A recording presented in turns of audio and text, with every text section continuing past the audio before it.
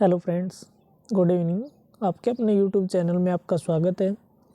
जो कंटिन्यू जो सीरीज चल रही थी उसी में आगे बढ़ते हुए अपन आज फिर से, और आपको सभी को पता होगा कि ये जो क्लास आपकी डेली लाइव रहती है 8 PM, किसी भी प्रकार की कोई PDF से संबंधित या किसी भी समस्या से संबंधित या कोई भी आपका क्वेश्चन हो तो कमेंट बॉक्स में आप कमेंट कर सकते हो। वीडियो के PDF के लिए टेलीग्राम के डिस्क्रिप्शन में वीडियो के डिस्क्रिप्शन में टेलीग्राम का लिंक दिया गया, उसे ज़रूर ज्वाइन कर लेना। और किसी भी भर्ती की लेटेस्ट अपडेट के लिए आप इसे ज़रूर ज्वाइन कर सकते हो। आपको सबको पता है वैसे तो ये क्लास जो है सभी कैंडिडेट्स के लिए इम्पोर्टेंट होने वाली है। बाकी स्पेशल जो है ये क्लास मैंने जो है प्रीवियस क्वेश्चन की सीरीज जो लेके आता हूँ मैं for candidate of BSF and CISF fireman, CISF fireman और BSF का जिन्होंने फॉर्म लगा रखा है उन सभी बच्चों के लिए ये बहुत ही इंपॉर्टेंट होने वाली है। और मैं फिर से एक वही बात है, डेली ये बात मैं आपको बताता हूँ कि सिलेक्शन उन्हीं का होगा जो अभी से लगातार है। उनका सिलेक्शन नहीं होने वाला जो पेपर के टाइम आएंगे एकदम से, समझ रहे हो ना।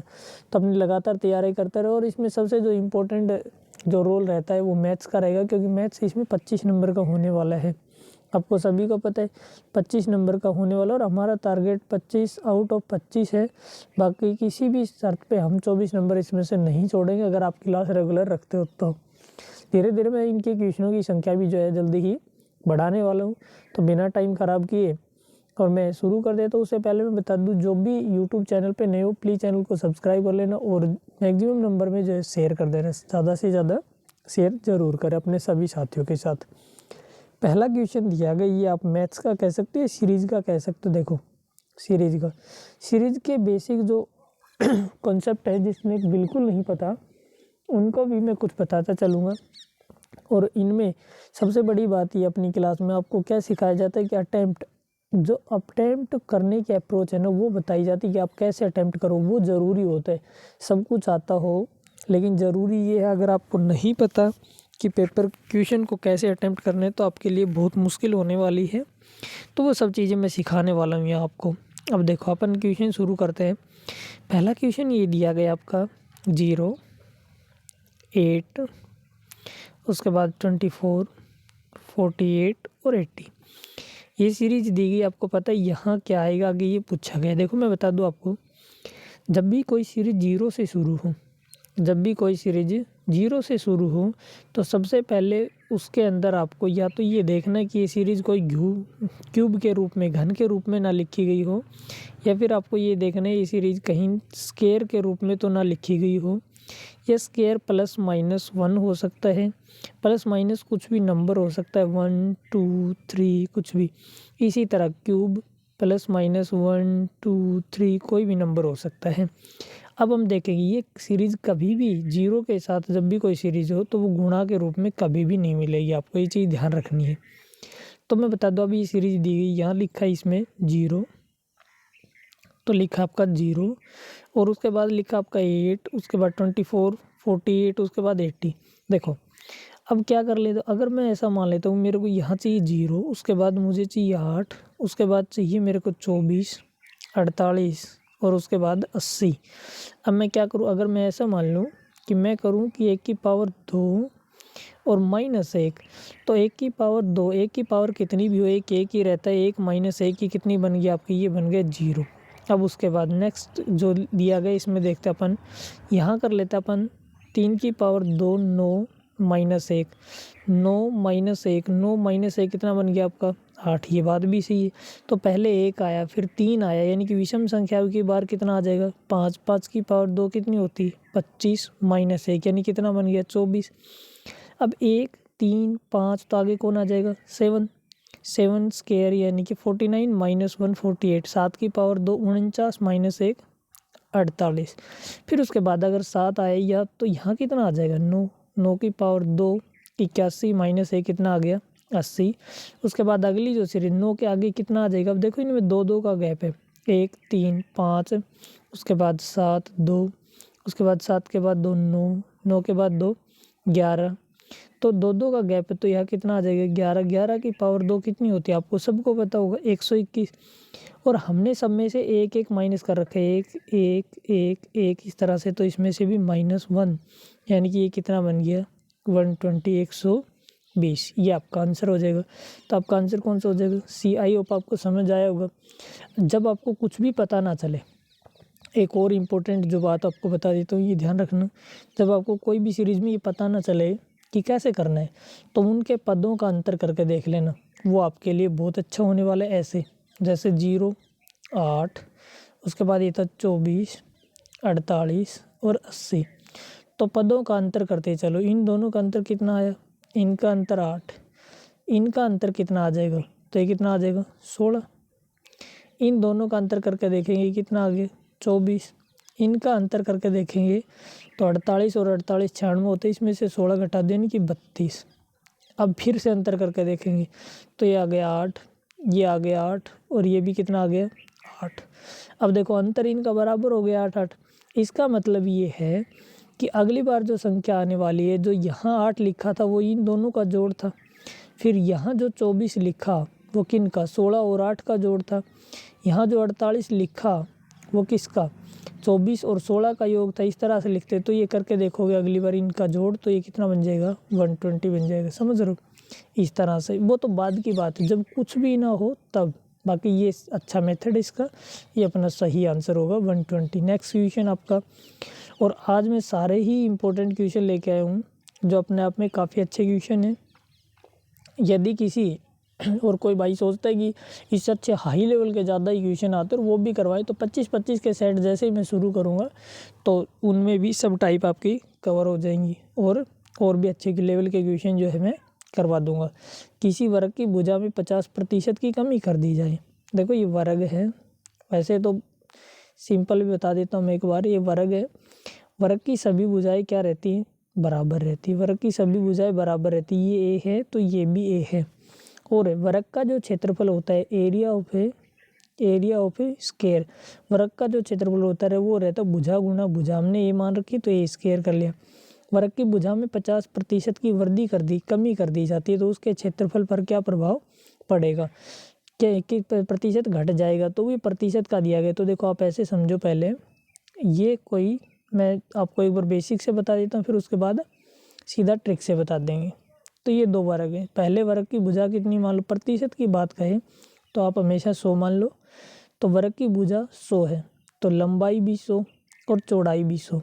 अब वर्ग की भुजा में 50% की कमी कर दी जाती है, तो 100 में से 50 घटाओगे। अगर कमी करता है तो 100 में से घटा के लिखो, वृद्धि करता है 100 में जोड़ के लिखो, तो 50। और ये भी कितनी हो गई 50। वर्ग का क्षेत्रफल होता है भुजा गुणा भुजा। अब पहले वाले का क्षेत्रफल, इसका क्षेत्रफल निकालेंगे तो भुजा गुणा भुजा, तो कितना हो गया 100 गुणा 100। दूसरे का क्षेत्रफल, तो दूसरे वर्ग का क्षेत्रफल कितना, भुजा कितनी इसकी 50 गुणा 50। 2 0 से 2 0, ये 2 0 2 0 अनुपात में इसलिए काट सकते हैं, ऐसे कोई फर्क नहीं पड़ता। 100 और ये कितना बन गया 5 गुणा 5 25। अब ये 100 है, ये 25 है, कितना कम हो गया 100 से 25 कितना कम हुआ 75। तो कितने प्रतिशत की कमी हुई? 75% की क्या होगी कमी होगी। आपका सही आंसर होगा। देखो आपको ये सब बनाने की लेकिन कोई आवश्यकता नहीं, मैं आपको डायरेक्ट बता देता हूँ। कहता है भुजा में कितने प्रतिशत की कमी करी? 100%। कमी करता है आधार 100 मानो, कमी करता है 100 में से घटा के लिखो, वृद्धि करता है 100 में जोड़ के लिखो। तो 100 में 50% की कमी, तो 100 माइनस 50 कितना आ गया 50 और गुणा 50। वर्ग की बात कहता है तो 2 बार लिखो आप, क्योंकि वर्ग का क्षेत्रफल होता है भुजा गुणा भुजा। और प्रतिशत के लिए नीचे 100, 1 0 से 1 0 कैंसिल, 5 गुणा 5 कितना आ गया 25। अब देखो 25 पहले कितना था इसका क्षेत्रफल, इसका मतलब था 100, और अब कितना आया 25। तो कितने की कमी हुई 100 माइनस 25, कितने की कमी हुई 75। ये आपका आंसर। अगर मान लो यहाँ 105 आ जाता तो 100 से कितना अधिक है, तो फिर ऐसे करते 105 माइनस 100 कितना आता 5। तो 5% की क्या होती है वृद्धि, और ये 75% की क्या है कमी। ये आपका सही आंसर होगा। आई होप आपको कोई टाइम नहीं लगेगा इसमें। नेक्स्ट क्वेश्चन आपका ये दिया गया, और आगे और भी अच्छे क्वेश्चन आने वाले हैं। आई होप आपको समझ आ रहे होंगे, तो लाइक ज़रूर करें और शेयर ज़रूर करें भाई, है ना। बहुत मेहनत करनी पड़ती है इनके लिए, और आप लाइक ज़रूर कर दिया करो इनको, और शेयर भी ज़रूर करें। और आपको आई होप आपकी धीरे धीरे जो नॉलेज बहुत इम्प्रूव हो जाएगी। इनको मैं आपको अटेम्प्ट करने का अच्छे तरीके भी बताऊंगा इनके लास्ट में। तो एक गतिमान कार जो दी गई है, एक गतिमान कार की चाल 36 किलोमीटर प्रति घंटा है और इसकी चाल मीटर पर सेकंड क्या होगी। देखो ये तो एकदम सिंपल है। जब भी कोई चाल किलोमीटर प्रति घंटा दी गई हो और चेंज इनटू मीटर पर सेकंड, उसे मीटर पर सेकंड बदलना हो, तो मैंने आपको 2-3 दिन पहले भी बताया था कि गुणा 5/18 करते हैं। तो चाल कितनी दी गई थी 36 और गुणा 5/18, तो ये 18 से कितने पे चला गया 2 पे। 5 गुणा 2 ये कितना आ गया 10। ये 10 जो आई है ना, ये मीटर पर सेकंड, यानी कि ए आपका सही आंसर होगा। आई होप आपको समझ आएगी। तो सिंपल है। और ये ध्यान और रखना, अगर इधर बदलना हो कि किलोमीटर मीटर पर सेकंड को किलोमीटर पर आवर में बदलना हो, तो गुणा कर लेते 18/5। याद कैसे रखेंगे मैंने पहले भी बताया था। जब छोटी में बदलना हो तो छोटा अंक ऊपर, बड़ी में बदलना हो तो बड़ा अंक ऊपर, है 5/18 ही। समझ आ गया होगा। नेक्स्ट क्वेश्चन आपका, दो संख्याओं का अनुपात, ये आपको सबको दिखाई दे रहा होगा, नहीं मैं पढ़ देता हूँ दोबारा। दो संख्याओं का अनुपात कितना है 3:4 है। यदि दोनों संख्याओं का योग 490 है तो वे संख्याएं क्या होंगी। इतना आसान क्वेश्चन, ये तो आप ऐसे ही कर लोगे। दो संख्याएं दी गई, देखो लिखने का कोई आवश्यकता नहीं इसमें। दो संख्याओं का योग दिया गया आपको 490, तो इनके अनुपात का योग करो। तो 4 और 3 कितना बन गया 7। 7 की वैल्यू कितने के बराबर है 490 के बराबर है। तो 1 की वैल्यू कितनी आ गई 7 7 49 और 1 0 की 1 0, यानी कि 490 में 7 का भाग दे देंगे। 1 की वैल्यू कितनी आ गई 70। कहता है वे संख्याएं कितनी होंगी। तो संख्या कितनी थी पहली 3, दूसरी कितनी थी 4। तो इसको एक बार तो 3 से गुणा करो, तो 7 या 21 कितना आ गया 210। और एक बार आप इसे किसने से गुणा करो 4 से गुणा करो, क्योंकि दूसरी संख्या कितनी थी 4। तो 7 गुणा 4 कितना आ गया 280। तो 210 और 280 आपका सही आंसर यानी कि बी हो जाएगा। समझ आ गया सिंपल आपको। नेक्स्ट क्वेश्चन आपका एकदम आसान क्वेश्चन है, ये भी थोड़ा ठीक क्वेश्चन है। कहता है एक त्रिभुज के कोणों का 1:2:3 का अनुपात, त्रिभुज के बड़े कोणों का मान ज्ञात करो। देखो सबसे बड़े कोण का मान ज्ञात करना है। आपको ये बात सबको पता होगा नहीं, फिर भी मैं बता देता हूँ। कोई भी त्रिभुज है, मैं चलो राइट एंगल ट्रायंगल ही बना लेता हूँ, समकोण त्रिभुज ही बना ली मैंने। बाकी ये है या फिर ये है, कोई भी त्रिभुज है, कोई भी ये त्रिभुज है सिंपल, ए, ये बी और ये सी। तो आपको ये बात तो आप बहुत छोटे लेवल से पढ़ते आ रहे हो कि त्रिभुज के तीनों कोणों का योग कितना होता है 180 डिग्री होता है। Angle A plus angle B plus angle C is equals to 180 degree. त्रिभुज के तीनों कोणों का योग कितना होता है 180 डिग्री होता है। और इतना आपको सीखना भी पड़ेगा छोटा छोटा, तो एक दिन आपको सब कुछ आ जाएगा, टेंशन लेने की जरूरत नहीं। तो त्रिभुज के तीनों कोणों का योग कितना होता है 180 होता है, ये आपको सबको पता होगा। अब मैं आगे बात कर लेता हूँ। कहते हैं उस त्रिभुज के सबसे बड़े कोण का मान ज्ञात करो। तो देखो कोणों का अनुपात कितना है 1 2 3 है। टोटल योग कितना होता है 180। इनका योग करो 3 2 5 और एक कितना बन गया 6। तो 6 यूनिट की वैल्यू कितनी है 180 है। 6 की वैल्यू 180 है, तो 1 की वैल्यू कितनी होगी 1 की वैल्यू हो जाएगी 180/6। तो कितने पे चला गया 6 3 18 30। 1 की वैल्यू कितनी आ गई 30। तो इसका मतलब है ये 30 की 1 से गुणा करूँगा तो कितना आ गया 30, 2 से गुणा करूँ तो कितना आ गया 60 और 3 से गुणा करूँ तो कितना आ गया 90। हमसे क्या पूछा है त्रिभुज के सबसे बड़े कोण का मान, तो बड़ा कोण कौन सा आ गया 90। ये आपका सही आंसर होगा, सही है। और यहाँ देखोगे आप इनका टोटल सम करके, तो 30 और 60 90 प्लस 90 टोटल कितना बन गया 180। तो त्रिभुज के तीनों कोणों का योग कितना होता है 180 होता है। ये बात हमें पता होना चाहिए। नेक्स्ट क्वेश्चन आपका जो दिया गया है, तो ये दिया गया है कि किसी त्रिभुज में किसी पुस्तकालय में 20% पुस्तकें अंग्रेजी भाषा में हैं तथा 50% पुस्तकें हिंदी भाषा में हैं और शेष 900 पुस्तकें जो है ना वो क्षेत्रीय भाषा में। तो पुस्तकालय में कुल कितनी पुस्तकें। देखो एकदम सिंपल क्वेश्चन है। कोई भी चीज़ हमेशा टोटल जो होता है वो टोटल होता है 100%। टोटल कितना होता है 100% होती है। कोई भी चीज़ टोटल हमेशा कितनी होती है 100% होती है। अब उसमें से 20% अंग्रेजी भाषा की बुक है, ई लिख लेता हूँ, कितनी परसेंट होगी 20%। फिर उसके बाद दिया गया शेष तथा शेष की 50% हिंदी भाषा की बुक है। शेष की 50%, शेष कितना रह गया इसका 20% जो होगी शेष जो थी ना वो कितनी रहेगी। अब आप बताओ, जब 20 ले ली तो कितनी बच गई 80। और 80 का 50% यानी कि 80 का 50% कितना बना। आप बताओ 80 का 50%, सॉरी 40 नहीं, ये 50% कितना बना। तो 80 का 50% यानी कि कितना बन गया 40। अब कहता है शेष 900 पुस्तकें अन्य क्षेत्रीय भाषा में है। तो पुस्तकालय में कुल कितनी पुस्तकें थी। इनको करने का एकदम आसान तरीका जो है वो आप इस तरह से करो। सिंपली देखो मैं बताता हूँ, सीधा सीधा लिखना। एक पुस्तकालय में 20% पुस्तकें अंग्रेजी भाषा, 20% का मतलब होता है 20/100, 1/5। कितनी पुस्तकें 1/5 पुस्तकें।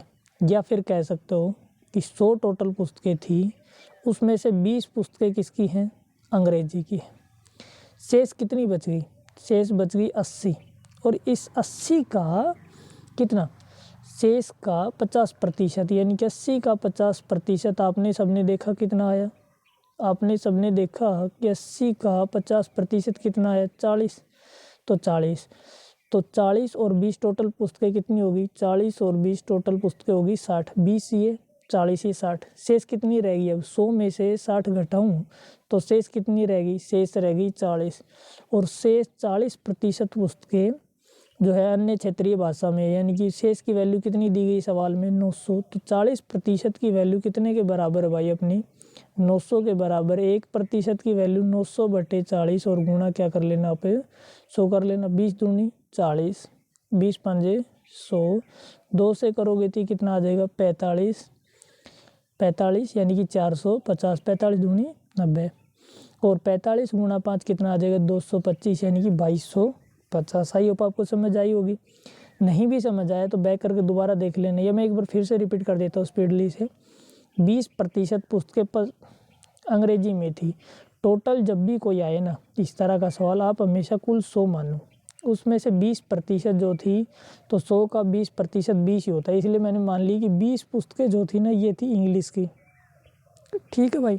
शेष कितनी रहेगी 100 में से 20 हमने ले ली तो शेष बच गई 80। अब कहता है शेष का 50%। 50% का मतलब होता है आधा। तो 80 का आधा कितना बन गया 40। अब 40 ये रहेगी। अब कहता है शेष, और शेष कितनी बच गई। अब 100 में से 20 ये 40 ये टोटल कितनी आ गई 60। तो 100 - 60, 100 - 60 कितनी आ गई 40। और इनकी वैल्यू कितनी दी गई है शेष 900।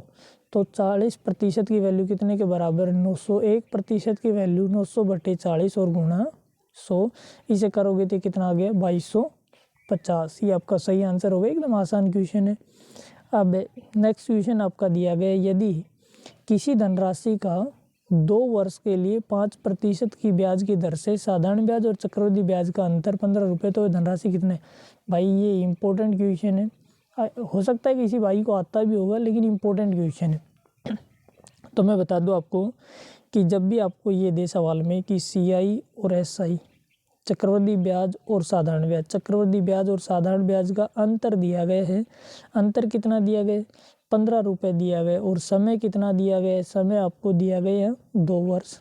समय आपको दिया गया 2 वर्ष। और जो है दर कितनी दी गई, दर आपकी दी गई 5%। दर कितनी दी गई 5%। तो धनराशि कितनी है वो मूलधन पूछा हमसे। तो जब भी हमसे पूछे तो मूलधन किस तरह से निकालते हैं तो मैं आपको बता दूं। मूलधन के लिए फॉर्मूला आपको ध्यान रखना कि अंतर बराबर होते हैं, अंतर बराबर होते हैं मूलधन गुणा दर, आर से लिख देता हूँ बटे 100, और समय 2 वर्ष दिया गया तो इसकी पावर 2, ये फॉर्मूला रहता है। अंतर कितना दिया गया सवाल में 15, मैं यहाँ लिख देता हूँ 15 बराबर मूलधन कितना दिया गया हमसे पूछा है, धनराशि कितनी होगी तो x मान लो, x गुणा दर, दर कितनी दी गई 5 और बटे 100, और इसकी पावर कितनी 2। 5 से काटेंगे तो कितने पे चला गया 20, और 15 बराबर है x गुणा, देखो यहाँ कुछ भी नहीं तो एक की पावर 2 करोगे तो 1 और 20 की पावर 2 करोगे कितना बन गया 400। सही है बात। अब ये 400x गुणा 1x बटे 400 इधर आएगा तो 15 चौक 60, यानी कि ये कितना रुपए बन जाएगा भाई 6000 रुपये। ये आपका सही आंसर होगा। समझ आया होगा आपको सभी को, तो कोई दिक्कत नहीं, एकदम आसान क्वेश्चन। ये चीज़ आपको याद रख लेनी है कि जब समय 2 वर्ष दे तो अंतर बराबर रहता है मूलधन गुणा दर बटे 100 इसकी पावर 2 होती है। नेक्स्ट क्वेश्चन आपका, और ये एक अच्छा क्वेश्चन, ये भी important question, very important question है, ये काफ़ी बार पूछा जाने वाला क्वेश्चन है। एक वर्ग का परिमाप 24 है। पहले तो मैं ये बता देता हूँ कि वर्ग का परिमाप क्या होता है। परिमाप को पी से डिनोट करते हैं। किसी भी वर्ग का परिमाप होता है 4 गुना भुजा 4a। तो पहले वर्ग का परिमाप दिया गया है 24, तो 4a बराबर है 24। तो a बराबर कितना आ गया 24 बटे 4, आपको सबको पता है a बराबर आपका आ गया 24 बटे 4 यानी कि 6। पहले वर्ग की भुजा 6 आ गई। दूसरे वर्ग की बात कर लेते हैं आगे हम। दूसरे वर्ग का परिमाप है 32, तो आप सीधा लिख सकते हो कि 4a बराबर है 32। तो a बराबर 32 बटे 4 कितना आ गया 8। दूसरे वर्ग की भुजा आ गई 8। तो उस वर्ग का परिमाप क्या होगा जिसका क्षेत्रफल दोनों वर्गों के क्षेत्रफल के बराबर है। अब इनका क्षेत्रफल निकालना पड़ेगा। इसकी भुजा कितनी आई 6, इसकी भुजा कितनी आई 6। वर्ग का क्षेत्रफल क्या होता है, वर्ग का क्षेत्रफल आपको सबको पता है भुजा गुणा भुजा, यानी कि कितना बन गया, इसका क्षेत्रफल आ गया 36 और इसका क्षेत्रफल कितना हो गया भुजा गुणा भुजा, यानी कितना आ गया 64। कहता है उस वर्ग का परिमाप ज्ञात करो जिनका क्षेत्रफल दोनों वर्गों के क्षेत्रफल के बराबर है। तो एक का क्षेत्रफल आया 36, दूसरे का आया 64। 36 और 64 टोटल कितना बन गया 100। तो क्षेत्रफल 100 है तो भुजा कितनी होगी, तो वर्ग का क्षेत्रफल होता है भुजा गुणा भुजा। तो a² बराबर 100, तो a बराबर कितना आया √100। और √100 का मान कितना होता है भाई, आपको सबको पता होगा, ये 10 आ गया। इसका हमें क्या चाहिए, परिमाप चाहिए। परिमाप होता है 4 गुना भुजा, तो 4 गुना 10 कितना आ गया, ये आपका 40। ये आपका सिंपल क्वेश्चन था 40 मीटर। आप यही कर सकते थे, ऐसे करना सिंपल जब भी आए कि 4 गुना भुजा होता है तो भुजा कितनी आ गई 6। और दूसरे वर्ग का परिमाप कितना है 32, तो 4 की कितना आ गया 8। तो 8 की वर्ग कितनी आ गई 64। 6 की वर्ग कितनी आ गई, एक सेकेंड, 6 की वर्ग कितनी आ गई आपकी, 6 की वर्ग आ गई आपकी 36। दोनों का सम 36 + 64 कितना हो गया 100। और √100 का मान कितना आया 10। और परिमाप चाहिए 10 गुना 4 कितना आ गया आपका 40। इतना ही क्वेश्चन था आपका। नेक्स्ट क्वेश्चन आपका और आई ओपी, ये लास्ट क्वेश्चन होगा शायद। 5 वर्ष पहले ABCD की औसत आयु 45 वर्ष थी। 5 साल पहले ABCD की औसत आयु, देखो आज कई क्वेश्चन जो अच्छे थे और ये आपको पढ़ने भी चाहिए। 5 साल पहले ABCD की औसत आयु 45 वर्ष थी। ABCD यानी कि टोटल आदमी कितने बने 4। 4 की औसत आयु कितनी थी 45, तो टोटल कितनी बन गई 4 5 20, 4 चौक 16 और 2 18, टोटल कितनी बनी 180। इस और शामिल कर लिया जाए तो पाँचों की वर्तमान आयु 49 हो गई। तो ये 5 साल पहले की बात थी, ये 5 साल पहले की बात थी। तो 5-5 साल सभी ये आदमी बड़े होंगे तो टोटल कितने बड़े हुए 20 साल। 4 आदमी 5-5 साल बड़े हुए तो 20 साल, यानी इनकी वर्तमान आयु कितनी है 200। अब 5 जो आदमी दिए गए ना, अब आदमी एक और शामिल कर लिया तो 5, और इनकी औसत आयु कितनी है 49 है। कब है ये वर्तमान में, तो 49 गुणा 5। तो ये करेंगे तो ये कितना बन गया 5 5 पानी 45, 5 चौक 20 और 4 24, 245। उन 5 आदमियों की वर्तमान आयु कितनी है 245। पहले कितनी थी 200। तो ई की वर्तमान आयु 5 आदमियों की वर्तमान आयु में से 4 की घटा दूँ तो 1 की बच जाएगी। तो 245 में से 200 निकाल दूँ तो कितना बच गया 45। तो सी आपका सही आंसर होगा।